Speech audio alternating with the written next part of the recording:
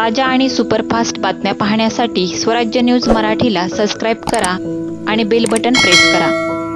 पद्मशाली समाजाचे कुलदैवत मार्कंडे महामुनी यांचे पूजन 5व्यांदा निवडून आलेले आमदार विजयकुमार देशमुख यांच्या हस्ते करण्यात आले। शहर उत्तर विधानसभा मतदारसंघाचे 5व्यांदा आमदारपदी निवडून आलेल्या माजी पालकमंत्री विजयकुमार देशमुख यांचे या प्रसंगी स्वागत व सत्कार करण्यात आले। आमदार विजयकुमार देशमुख यांना सोलापूर शहराचा चांगला अभ्यास असल्याने त्यांची पालकमंत्रीपदी निवड व्हावी यासाठी पद्मशाली समाजाचे वरिष्ठ नेते व समाज बांधवांनी एकत्र येऊन भगवान मार्कंडे यांना साकडे घातले असल्याची माहिती अंबादास गोरंट्ला यांनी दिली। आज श्री मार्कंडे महामुनींच्या मंदिरात सर्व भारतीय जनता पार्टीचे सर्व कार्यकर्ते व समाजातले सर्व प्रतिष्ठित व पदाधिकारी उपस्थित आहेत।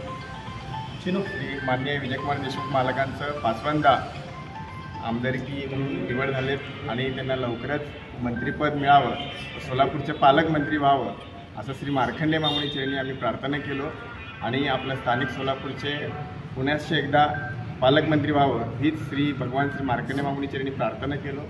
मालकांना याबद्दल शुभेच्छा व्यक्त करतो आम्ही। जय श्रीराम, जय मार्कंडे। यावेळी पद्मशाली ज्ञाती संस्था अध्यक्ष सुरेश पलमारे, दत्तात्रय बडगू, गोपीकृष्ण वड्डेपल्ले, मेघनाथ येमूल, अंबादास भिंगी, विजय मद्दा, सत्यनारायण गुर्रम, सदानंद गुड्डेटी, पुरुषोत्तम पोबत्ती, पांडुरंग दिड्डी, विजय चिप्पा, विजय इप्पकाईल, अंबादास गोरंट्ला, सुधाकर नराल, यादगिरी बोम्मा, नरेश दासरी, उमेश मामड्याल, नागेश गंजी, आनंद गोस्की, नागेश कटकम, लक्ष्मण सिंगराल, अनिल वंगारी, श्रीनिवास सिद्राल, विनोद केंजरला, महेश इंजामुरी, राजू गुजर, हनुमंत श्रीराम, पवन कल्याण फॅन्स असोसिएशन सोलापूर जिल्हाध्यक्ष नागराज कटकम, उपाध्यक्ष नरेंद्र बल्ला, लक्ष्मीकांत सिंगराल, वृंदा वडलाकोंडा, अंबादास कोंगा,